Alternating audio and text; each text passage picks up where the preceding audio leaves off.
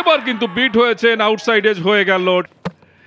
এবার down the wicket এসে খেলতে চাইলেন, জায়গা করে বোল্ড করে দিলেন মাহফুজ। আবারও কিন্তু bowled, Mahfuzur Rabbi on hat trick. Deep sweeper অঞ্চলে একজন রয়েছেন, সফট, ভেরি সফট ডিসমিসাল। আমি বলছিলাম আপনাকে যে এই প্রেশারটা কিন্তু উইকেট এনে দেওয়ার একটা প্রেশার ক্রিয়েট হচ্ছিল, এবং রুবেল মিয়ার কথাই বলছিলাম, খুবই সফট ডিসমিসাল, একদম হাতে উঠিয়ে দিয়েছেন ক্যাচটি, কখনো চেষ্টা করেননি যে বল মাটিতে রাখার। একেবারে ঠিকই বলেছেন, খুবই সহজ, এবং দেখে মনে হচ্ছিল যে ক্যাচ প্র্যাকটিস করাচ্ছেন, ঠিক তেমনভাবেই ক্যাচটা তুলে দিয়েছেন তিনি। এবং আরও একটা উইকেটের পতন, এমনিতেই কাটা ঘা তার উপর নুনের ছিটা যে অবস্থাটা হয়, ঠিক এই মুহূর্তে যেন তেমনটাই। রুবেল মিয়া তিনি মাত্র 1 রান করে ফিরে যাচ্ছেন। আরও একবার আমরা দেখছি একেবারে ক্যাচ প্র্যাকটিসের মতো করে, ইজি ক্যাচ। শান্ত ছিলেন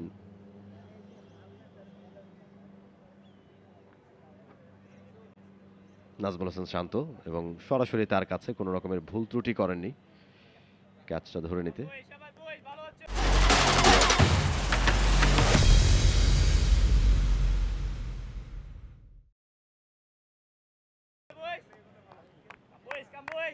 বারো বল থেকে 1 রান করে caught by Shanto, bold Mahfuzur রাব্বি। 78 করেছিলেন, এবারে কিন্তু তিনি আউট হয়ে গেলেন। গত ম্যাচের মতো এই ম্যাচে নিজেকে মেলে ধরতে পারলেন না, এসে দ্বিতীয় বলেই আউট হয়ে গেলেন। আরও একটা উইকেটের পতন, আরও খানিকটা প্রেসারে পড়ে গেল পার্টেক্স স্পোর্টিং ক্লাব।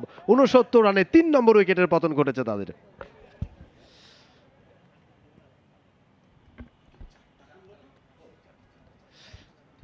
কারেকশন, 4টি উইকেট পড়েছে 69 রানে, এবং 4টির মধ্যে 3টি কিন্তু দুজন বাঁহাতি স্পিনাররা ভাগাভাগি করে নিয়েছেন। আমরা বলছিলাম রাকিবুল এবং মাহফুজুর রাব্বির কথা, অফ স্টাম্পের বাইরে ছিল, কিন্তু আসলে বলের উপর গিয়ে চড়াও হতে পারেনি ঠিকমতো, আউটসাইড এজ, বল কিছুটা স্কিডও করেছে।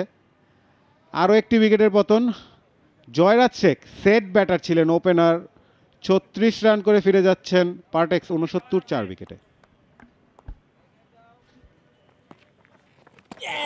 এবার কিন্তু বিট হয়েছেন, আউটসাইড এজ হয়ে গেল।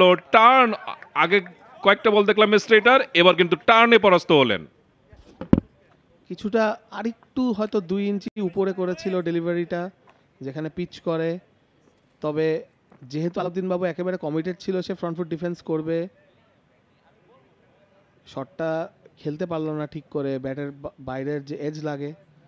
81 রানে 7 উইকেট, পার্টেক্স আলাউদ্দিন বাবু ডাক 0 করেই ফিরছেন, তবে রাব্বির জন্য 3 উইকেট অলরেডি। চমৎকার টার্ন, এবং ব্যাটসম্যান ফ্রন্ট ফুটে এসে ডিফেন্স করার চেষ্টা করেছিলেন, কিন্তু পরাস্ত হয়েছেন স্পিনে। যতটা বাক নিয়েছে তিনি আসলে ব্যাটে হয়তোবা চেয়েছিলেন middle of the ball defence করতে ফ্রন্ট ফুটে, যে সেটা হয়নি।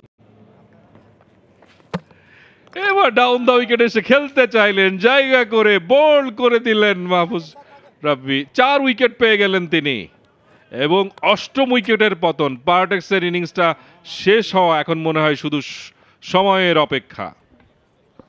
ফ্লাইটের ডেলিভারি ছিল, আদিল সিদ্দিক অনেকক্ষণ যাবৎ ব্যাটিং করছেন, 27তম ডেলিভারি ছিল এটা তার।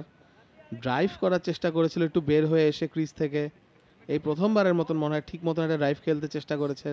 ফ্লাইটের ডেলিভারি তবে একেবারে অ্যাকিউরেট স্টাম্পের উপর।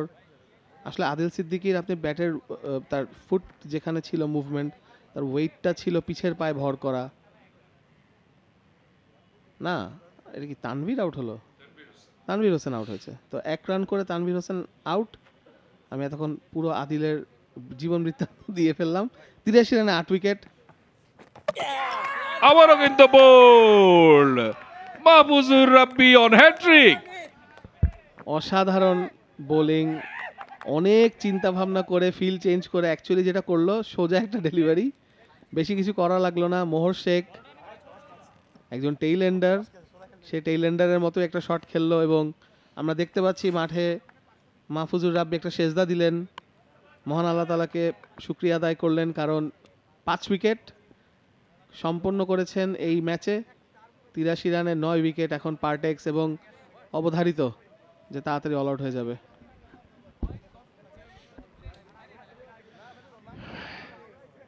এবং পুরোপুরি ম্যাচের গ্রিপটা এত শক্তভাবে আবাহনীর মুঠিতে চলে গেছে যেখান থেকে আসলে কামব্যাক করাটা মোহর শেখ সবশেষ সিজনে বিপিএলে তিনি For more updates, subscribe to our YouTube channel and click on the bell icon.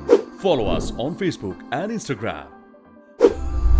Download T-Sports app to enjoy exciting games and highlights. Visit tsports.com.